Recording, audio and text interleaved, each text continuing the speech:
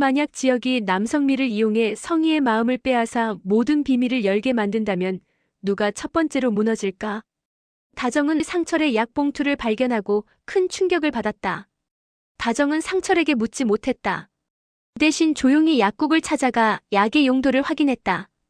약사는 단호하게 말했다.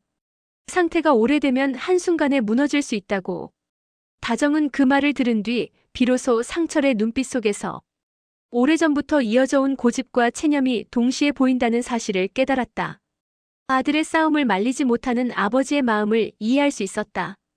다정은 처음으로 상철을 설득하지 않았다. 대신 상철의 옆에 서서 약을 챙겼다. 문제는 은호였다. 은호는 DNA를 등록했다. 결과가 도착하자 은호는 강우와 정순이에게 미안함이 밀물처럼 밀려왔다. 그날 밤 은호는 자신이 누군가에게 선택된 아이였을 가능성을 처음으로 생각했다. 지혁은 성희를 의심하기 시작했다. 누가 자금을 흔들었는가? 누가 브로커에게 압박을 넣었는가? 누가 AP 회장에게 끊임없이 차갑게 밀어붙이라고 조언했는가? 지혁은 마음을 다잡았다. 이 싸움에서 이기려면 상대의 비밀을 먼저 열어야 했다. 그리고 그 열쇠는 고성희가 가지고 있다고 믿었다.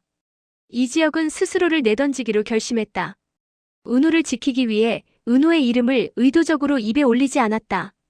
성희와 마주 앉을 때면 지혁은 자신의 내면을 비웠다. 고성희의 마음을 얻기 위해 온갖 신경을 집중했다. 그는 고성희한테 맞추기보다 비어있는 마음의 틈을 노렸다. 성희는 처음엔 미소로 맞받았다. 그러나 미소는 오래가지 못했다. 성희는 자신을 읽는 사람에게 약했다. 읽히고 있다고 느끼는 순간 성희는 자신도 모르게 속을 보여주는 습관이 있었다. 그 습관이 성희를 여기까지 끌어올렸지만 동시에 나락으로 끌어내릴 수도 있다는 사실을 그녀는 알고 있었다. 정순이는 성희를 찾아갔다. 정면 승부였다. 은호에게서 문자를 봤어. 그 말에 성희는 손톱으로 컵 모서리를 톡톡 두드렸다. 고성희는 시선을 피하지 않았다. 그래서요? 순이는 떨리는 목소리를 다잡았다. 아이의 아버지가 누군지 이제는 말해야겠어. 성희의 입술이 아주 조금 위로 올라갔다. 그 미소는 비밀의 문턱 앞에서만 보이는 미소였다. 성희는 단정하게 말했다. 말하지 않아도 곧 다 알게 될 거예요. 그 말은 경고이자 자랑이었다. 자신이 판을 쥐고 있다는 자랑. 순이는 그 자랑이 오래가지 않기를 바랐다. 지혁은 AP 회장을 찾아가談판을 시도했으나 차갑게 거절당했다. 지혁은 마지막 승부수를 던지기로 했다. 그 승부수는 사람의 마음을 움직이는 방식이었다. 표적은 성희였다. 지혁은 성희에게 협력을 제안했다. 회장을 설득해 주시면 저는 당신이 원하는 결과를 만들도록 최선을 다하겠습니다. 성희는 쉽게 대답하지 않았다. 대신 지혁을 관찰했다. 성희가 본 지혁은 흔들리되 무너지지 않는 사람이었다. 그 무너지지 않음이 성희를 흔들었다. 성희는 이전에도 남자를 흔들어 본 적은 많았지만 남자가 자신을 흔드는 경험은 거의 없었다. 그 드문 경험이 성희의 오래된 허영을 건드렸다. 허영은 쉽게 불붙었고 불길은 빨랐다. 어느 날 밤 성희는 지혁에게 전화를 걸었다. 이제 내 이야기를 들어줄래요? 지혁은 짧게 답했다. 네. 그날 이후 성희는 지혁에게 조금씩 내밀한 사실을 풀어놓기 시작했다. AP 회장에게 거절을 부추긴 사람, 투자 브로커에게 압박을 넣은 사람, 그리고 오래전 한 산부인과에서 벌어진 아기 바꿔치기 의혹을 덮은 사람. 모든 길의 끝에서 성희의 그림자가 어른거렸다. 지혁이 보여준 무너지지 않음이 성희의 오래된 결핍을 찔렀고 그 결핍은 사랑을 닮은 착각을 만들어냈다. 성희는 그 착각으로 비밀을 털어놓았다. 지혁은 그 고백의 무게를 숨이 막히듯 삼켰다. 지혁은 스스로에게 말했다. 지금은 진실을 모으는 시간이라고. 은호를 지키기 위해 사랑을 연기하고 있는 지금 자신을 끝내 미워하게 되더라도. 소문은 소문을 낳았다. 어느 익명의 게시판에는 다자연애라는 말이 떠돌았다. 박진석, 고성희, 그리고 이름을 밝힐 수 없는 또 한 사람의 동의하에 이어진 관계가 있었다는 이야기였다. 사람들은 소문을 사실처럼 입에 올렸고 그 사실처럼 보이는 말들이 더 많은 오해를 만들었다. 양다리라는 단어도 따라붙었다. 그러나 지혁의 마음은 단순했다. 비밀을 캐내기 위해 자신이 가진 강점을 이용해 고성희의 마음을 열고 있을 뿐이었다. 거짓은 오래 갈 수 없음을 알면서도 지금은 그 거짓이 필요한 순간이라고 믿었다. 한편 다정은 상철의 상태를 누구보다 먼저 알아차렸다. 다정은 상철에게 물었다. 우리 지혁이가 또 무너지면 어떡하지? 상철은 답하지 않았다. 대신 다정의 손을 잡았다. 그 손은 지혁이를 믿자는 말을 담고 있었다. 아니, 지혁이 이기지 못하더라도 우리는 무너지지 않을 것이다. 다정은 그 손의 온도에서 희미한 용기를 얻었다. 성재와 수빈의 사이는 한 걸음 더 가까워졌다. 수빈은 자신이 성재에게 고백했던 날을 몇 번이고 떠올렸다. 그날의 자신은 무모했지만 솔직했다. 성재는 그 무모함을 싫어하지 않았다. 다만 그 무모함을 지켜줄 자신이 아직 충분하지 않다는 자각이 더 컸다. 성재는 스스로와 싸웠다. 아버지 박진석의 그림자와 싸웠고 부사장이라는 자리에 붙은 책임과 싸웠다. 그 싸움의 끝에 무엇이 있는지 성재는 아직 몰랐다. 그러나 한 가지는 분명했다. 자신이 수빈을 이용하지는 않겠다는 다짐. 그 다짐 하나가 그를 매일 아침 같은 자리에 붙들어 세웠다. 그리고 드디어 성희는 지혁에게 마지막 고백을 꺼냈다. AP 회장에게 당신을 자르라고 한 사람 나였어요. 그런데 이유가 있었다고 말하면 당신은 조금이라도 이해해 줄까요? 지혁은 고개를 들지 않았다. 성희는 이어서 말했다. 나는 내 자식을 위해서라면 뭐든 할 수 있다고 믿었어요. 누군가의 아이를 상처 입혀서라도. 그 순간 지혁은 자신이 짜온 모든 계산이 맞아떨어지고 있음을 느꼈다. 동시에 계산이 인간을 갈라놓을 수 있다는 사실도 뼈아프게 깨달았다. 정순이는 마지막 용기를 내어 은호에게 말했다. 내가 버려진 아이가 아닐 수도 있어. 은호는 조용히 고개를 들었다. 정순이의 눈에는 눈물이 고여 있었다. 그러면 나는 누구예요? 정순이는 대답하지 못했다. 그 대답을 내뱉는 순간 너무 많은 사람들의 삶이 흔들릴 것을 알았기 때문이다. 그러나 진실은 이미 움직이기 시작했다. 박진석의 오래된 서류, 고성희의 사적인 통화 기록, 그리고 산부인과의 묵은 노트. 조각들이 자석처럼 서로를 찾아 붙어가고 있었다. 이 모든 흐름의 끝에서 지혁은 결심했다. 먼저 성희의 비밀을 세상에 드러내지 않고도 회장의 마음을 꺾을 방법을 찾겠다고. 지혁은 회장이 가장 두려워하는 것이 무엇인지 파악했다. 숫자가 아니었다. 평판이었다.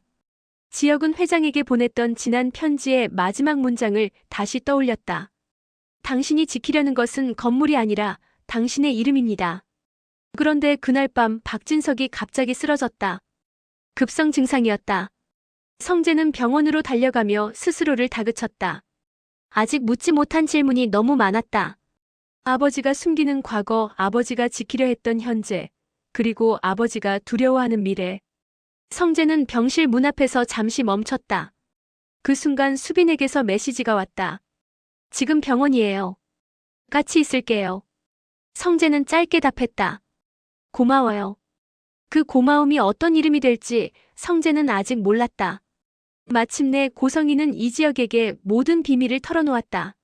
아기 바꿔치기 의혹이 사실에 가까웠다는 것, 박진석에게 반대급부를 요구하며 조용히 묶어두었다는 것, AP 인수전을 흔들기 위해 자금줄을 끊게 했다는 것, 그리고 마지막으로 은호의 아버지 문제에 대해 조용히 속삭였다. 그 말이 끝나자 지혁은 한동안 아무 말도 하지 못했다. 오래 기다린 답이었지만 상상 이상으로 충격적이었다. 그때 정순이의 전화가 울렸다. 은호가. 짧은 울음이 이어졌다. 사고 소식은 아니었다. 그러나 그에 못지않은 충격이었다. 은호가 병원에서 받은 추가 검사 결과가 나왔고 예기치 않은 중대한 질병 가능성이 확인되었다는 통보였다. 지혁은 숨을 크게 들이켰다. 지금까지의 모든 싸움이 한순간에 의미를 잃을 수 있다는 두려움이 엄습했다. 그 두려움은 사랑의 다른 이름이었다. 그날 아침 고성희는 거울 앞에 섰다. 거울 속의 자신은 여전히 단정했다. 완벽한 머리결, 흐트러지지 않은 화장, 값비싼 실크 블라우스. 그러나 눈동자만큼은 달라져 있었다. 그 눈 속에는 두려움과 해방감이 묘하게 섞여 있었다. 그리고 바로 그 순간 문이 열렸다. 이제 그만하자. 박진석의 목소리는 낮았지만 낯설게 들렸다. 성희는 화장을 고치려던 손을 멈췄다. 갑자기 그게 무슨 소리예요? 진석은 서류 봉투를 꺼내 책상 위에 툭 던졌다. 흰 봉투 위엔 한 줄의 글자가 있었다. 이혼 신청서. 성희의 손끝이 하얗게 굳었다. 이걸 언제 준비한 거예요? 진석은 대답하지 않았다. 대신 봉투 속에서 사진 한 장을 꺼냈다. 그 사진 속엔 성희가 있었다. 그리고 그 옆엔 이지혁이 있었다. 커피잔을 맞부딪히며 웃는 장면. 그 웃음은 누가 봐도 마음을 준 여자의 웃음이었다. 이게 뭐냐고요? 성희는 애써 웃어 보였다. 비즈니스 미팅이에요. 그 이상도 이하도. 그러나 진석은 말을 끊었다. 그 이상이었겠지. 짧은 문장이었지만 단호했다. 성희는 숨을 고르며 말했다. 당신은 나한테 고마워해야 해요. 내가 아니었으면 그 회사 지금쯤 쓰러졌을 거예요. 진석은 고개를 저었다. 그 회사는 살았을지 몰라도 내 가정은 죽었어. 그 말은 오래 묵은 증오보다 차가웠다. 성희는 그제야 깨달았다. 그가 더 이상 자신을 미워하지 않는다는 걸. 사람은 미워할 때는 아직 붙잡을 마음이 남아있지만 차갑게 정리하는 순간은 끝이라는 걸. 이혼 소식은 순식간에 번졌다. 가족 안에서 먼저 균열이 났다. 박영란은 아무 말도 하지 못했다. 엄마 진짜예요? 성희는 딸의 눈을 피했다. 엄마는 그냥 잘못된 선택을 한 거야. 그게 다예요? 영란은 울지도 않았다. 그저 방문을 닫았다. 그 문 닫히는 소리가 성희의 귓속에서 오래 울렸다. 지혁은 그 소식을 가장 늦게 들었다. 회사를 나서려던 순간 성재가 다가와 말했다. 형, 성희 부사장 이혼했대요. 짧은 한마디에 모든 것이 멈췄다. 지혁은 아무 말도 하지 않았다. 그제야 알았다. 자신이 만든 연극이 진짜 불로 번졌다는 걸. 그는 성희를 이용해 진실을 캐내려 했지만 그 과정에서 성희의 감정이 진짜였다는 걸 외면했다. 성희의 마음을 건드린 대가가 이혼이었다. 지혁은 입술을 깨물었다. 나 때문이군요. 성재는 고개를 저었다. 그 사람은 이미 오래전에 길을 잘못 들었어요. 형이 마지막 불씨였을 뿐이죠. 성희는 집을 떠났다. 고급 아파트를 벗어나 낯선 오피스텔로 옮겼다. 그녀는 처음으로 조용한 공간이라는 걸 경험했다. 예전엔 침묵이 사치였지만 지금은 그 침묵이 고통이었다. 지혁은 한참을 고민하다 그녀를 찾아갔다. 문이 열리자 성희는 맨 얼굴로 그를 맞았다. 이제 와서 무슨 말을 하려고요? 미안하다고. 그 말에 성희는 웃었다. 미안하다고요? 당신이 내 인생을 부순 건데. 내가 그런 의도는 아니었어요. 의도는 언제나 늦게 깨닫죠.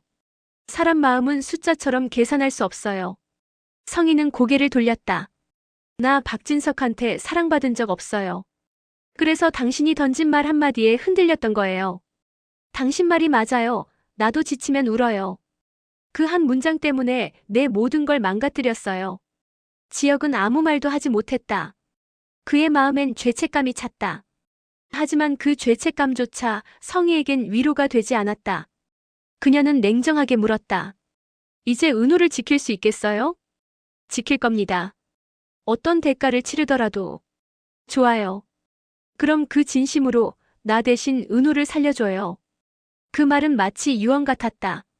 성희는 미소 지었지만 눈가엔 눈물이 맺혀 있었다.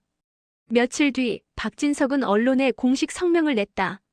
개인적인 문제로 아내와 협의 이혼을 진행 중입니다. 단 한 줄짜리 공지였다. 그 한 줄이 재벌가의 이미지에 큰 금을 냈다. 그러나 진석은 흔들리지 않았다. 그의 얼굴은 오히려 평온했다. 이제 끝났어요. 그 말은 자신에게 하는 다짐 같았다. 하지만 끝은 아니었다. 이혼 소송 과정에서 성희가 남긴 USB가 발견됐다. 그 안에는 오래전 병원 CCTV 일부가 담겨 있었다. 파일명은 단순했다. 트루스. 그 영상 속에는 30년 전의 병실, 그리고 산모 2명이 있었다. 하나는 정순이, 또 하나는 고성이었다.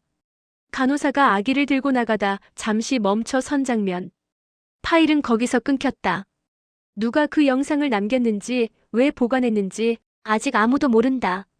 하지만 단 한 가지는 분명했다. 그 영상이 다시 세상에 나온다면 누군가는 모든 걸 잃게 될 것이다. 이혼 후 성희는 조용히 사라졌다. 그녀는 AP 본사에도 박진석의 집에도 나타나지 않았다. 지영만이 가끔 짧은 메시지를 받았다. 진실을 끝까지 지켜요. 은호를 위해. 그게 마지막이었다. 그러던 어느 날 정순이는 집 앞에서 낯선 봉투를 발견했다. 보낸 사람 없음. 열어보니 한 줄이 적혀 있었다. 그날의 진짜 엄마는 당신이 아닐 수도 있습니다. 순이의 손이 떨렸다. 편지 아래엔 사진 한 장. 병원 침대에 누운 신생아 2명. 태그엔 각각 은호, 영나라는 이름이 붙어 있었다. 순이는 숨이 막혔다. 그 순간 전화벨이 울렸다. 엄마. 은호의 목소리였다. 나 뭔가 이상해. 병원에서 다시 검사해보래. 순이는 아무 대답도 하지 못했다. 입술이 파르르 떨렸다. 괜찮아, 엄마. 은호의 목소리는 평온했지만 그 안에는 두려움이 섞여 있었다. 순이는 하늘을 바라봤다. 이게 다 어디서부터 잘못된 걸까? 그날 밤 지혁은 회사 옥상에서 문자를 받았다. 보낸 사람 성희. 내용은 단 한 줄이었다. 진실은 아직 끝나지 않았어요. 그 직후 한 통의 뉴스 속보가 터졌다. 박진석 회장 의문의 교통사고로 중퇴. 지혁의 손에서 휴대폰이 떨어졌다. 그는 천천히 눈을 감았다. 이제 모든 비밀이 수면 위로 떠오를 것이다. 그리고 그 시작은 고성희의 이혼이 만든 균열이었다. 그 사람을 만나게 해주세요. 병원 로비의 공기는 숨이 막힐 만큼 무거웠다. 고성희는 병실 문 앞에서 한참을 서 있었다. 손에 쥔 꽃다발은 이미 시들어 있었다. 간호사는 눈치를 보며 말했다. 지금은 면회 시간 아니에요. 성희는 짧게 고개를 끄덕였다. 알아요. 잠깐이면 돼요. 아주 잠깐. 그 말에는 헤어진 아내의 뻔뻔함이 아니라 마지막으로 인정받고 싶은 인간의 애원이 담겨 있었다. 박진석은 중태였다. 의식이 희미하게 돌아왔다가 곧 멀어지기를 반복했다. 기계음만 일정한 리듬으로 울렸다. 성희는 조용히 병실 문을 열었다. 아무도 없는 새벽이었다. 그녀는 천천히 그의 옆으로 다가가 손을 잡았다. 그 손은 차가웠다. 당신 나 아직 끝내지 않았어요. 성희의 목소리는 낮았지만 떨림이 섞여 있었다.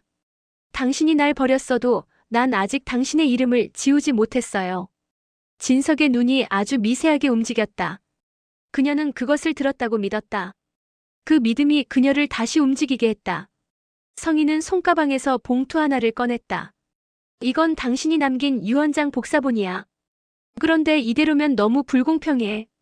그녀는 봉투를 펼쳤다.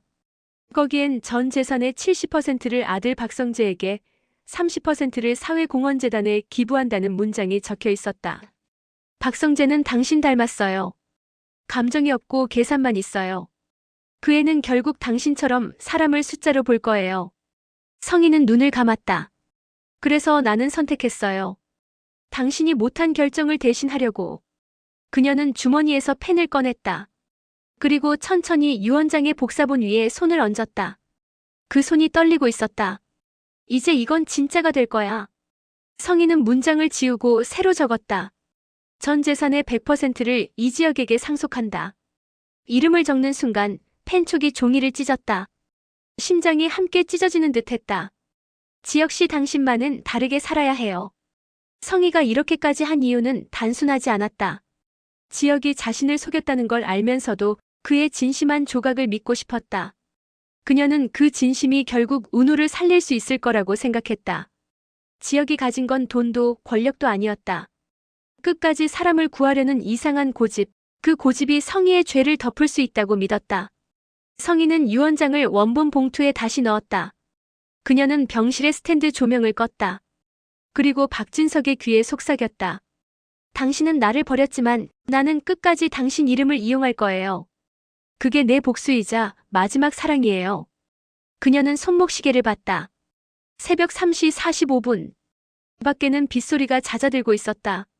다음 날 아침 박성재는 병원 복도에서 변호사를 만났다. 유언장 원본을 다시 검토해야 합니다. 변호사의 얼굴은 창백했다. 무슨 소리죠? 어젯밤 이후로 문서가 변경된 흔적이 있습니다. 성재는 얼굴이 굳었다. 그게 무슨 말이에요? 우리 가족 외엔 아무도. 말을 멈춘 순간 성희의 얼굴이 떠올랐다. 그녀였다. 성재는 급히 병실 문을 열었다. 이미 성희는 사라지고 없었다. 대신 침대 머리맡에 짧은 쪽지가 있었다. 진석 씨, 이 선택이 당신에게도 평안이길. 성재는 쪽지를 구겨쥐었다. 이 여자가 대체 무슨 짓을 한 거야? 그 시각 지혁은 회사에서 한 통의 전화를 받았다. 지혁 대리님 맞으시죠? 박진석 회장님 측 변호인입니다. 유 원장 관련해서 연락드릴 게 있어서요. 저요? 지혁은 순간 말을 잃었다. 무슨 일인가요? 상속자로 지정되셨습니다. 무슨 상속이요? 전 재산 전부입니다. 전화를 끊자마자 지혁은 의자에 주저앉았다. 이게 무슨 말도 안 되는. 그의 머릿속엔 수많은 장면이 스쳤다. 성희의 눈물, 그녀의 마지막 메시지 진실은 아직 끝나지 않았어요. 그리고 병원 복도에서의 침묵. 지혁은 천천히 숨을 골랐다. 그녀가 나를 이용했을까? 아니면 나를 믿은 걸까? 박성재는 분노로 들끓었다. 아버지가 그럴 리 없어. 이건 조작이야. 그는 변호사에게 외쳤다. 감정 감식, 필적 분석 다 하세요. 그 문서 진짜가 아닙니다. 하지만 결과는 이상했다. 전문 감식 결과 서명은 분명히 박진석의 필체였다. 불가능해요. 그 시간엔 아버지가 의식이 없었다고요. 그런데 서명은 일치합니다. 변호사의 말은 냉정했다. 성재는 벽을 주먹으로 쳤다. 누군가 그 사람의 손을 움직인 거야. 누가? 그의 목소리가 점점 낮아졌다. 엄마. 며칠 후 병원은 기자들로 들끓었다. 박진석 회장 전 재산을 타인에게 상속. 이혼한 아내의 개입설. 상속인 이지혁 진짜 아들 설. 루머가 폭발했다.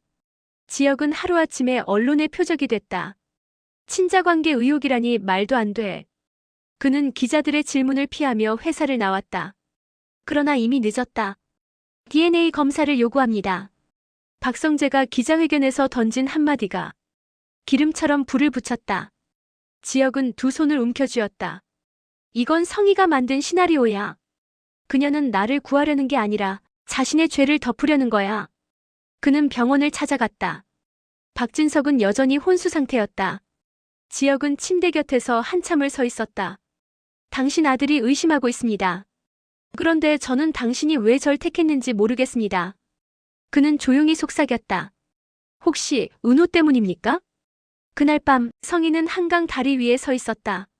손에는 작은 USB 하나가 들려 있었다. 진짜 유 원장이라고 쓰인 스티커가 붙어 있었다.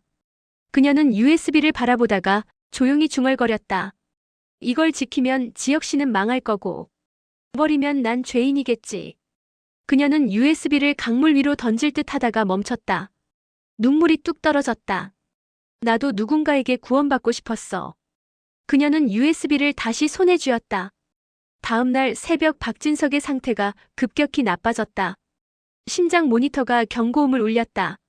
의료진이 달려들었지만 상태는 악화됐다. 그 와중에 한 간호사가 무언가 이상한 점을 발견했다. 환자의 팔에 전날 밤엔 없던 잉크 자국이 남아 있었다. 마치 누군가 억지로 펜을 쥐게 한 듯한. 그 사실은 바로 법정으로 이어졌다. 박성재 측은 유언 조작 혐의로 고성희를 고발했다. 증거는 없었지만 정황은 충분했다. 그러나 고성희는 끝까지 부인했다. 난 아무것도 바꾼 적 없어요. 그녀의 목소리는 차분했지만 눈빛은 무너져 있었다. 내가 한 건 마지막 부탁을 들어준 것뿐이에요. 지혁은 그날 법정 뒤편에서 그녀를 바라봤다. 성희는 그를 향해 미소 지었다. 그 미소는 승리도 후회도 아닌 묘한 평온함이었다. 왜 나한테 모든 걸 준 겁니까? 재판이 끝난 뒤 지혁이 물었다. 성희는 조용히 대답했다. 당신은 나를 속였죠. 하지만 그 거짓말이 진심이었어요. 나한텐 그걸로 충분했어요. 이건 당신 인생을 걸 만한 일 아니었어요. 그렇죠. 하지만 이제 당신이 내 죄를 대신 짊어져야 하니까요. 그녀는 포승줄에 묶인 채로 돌아섰다. 지혁은 그 뒷모습을 끝까지 바라보았다. 그녀의 걸음은 느렸지만 흔들리지 않았다. 며칠 후 한 통의 편지가 도착했다. 보낸 사람 고성의 교정시설 수감 중. 지혁 씨, 이제 당신 손에 모든 게 달려 있어요. 유 원장이 진짜든 가짜든 그걸 진심으로 쓰면 그게 진실이 돼요. 그리고 나한테 미안해하지 마요. 나는 당신 덕분에 처음으로 진짜 사랑을 해봤거든요. 지혁은 편지를 접었다. 그의 손끝이 떨렸다. 사랑과 죄 둘 중 하나는 반드시 끝나야 한다. 그가 낮게 중얼거렸다. 그때 전화가 울렸다. 정순이었다. 지혁 씨, 큰일이에요. 무슨 일이죠? 은호가 사라졌어요. 순간 지혁의 눈빛이 얼어붙었다. 사라졌다고요? 어디로요? 모르겠어요. DNA 재검사 날이었는데 병원에 나타나지 않았어요. 지혁은 휴대폰을 꽉 쥐었다. 설마 성희가 남긴 그 USB 안에. 그의 심장이 세게 뛰었다. 진실이 또다시 움직이기 시작했다. 다음 이야기는 은호가 남긴 짧은 메모 한 장에서 시작된다. 엄마, 나 진실을 찾으러 가요. 이제 누가 진짜 부모이고 누가 진짜 죄인인지 모두가 알게 될 것이다.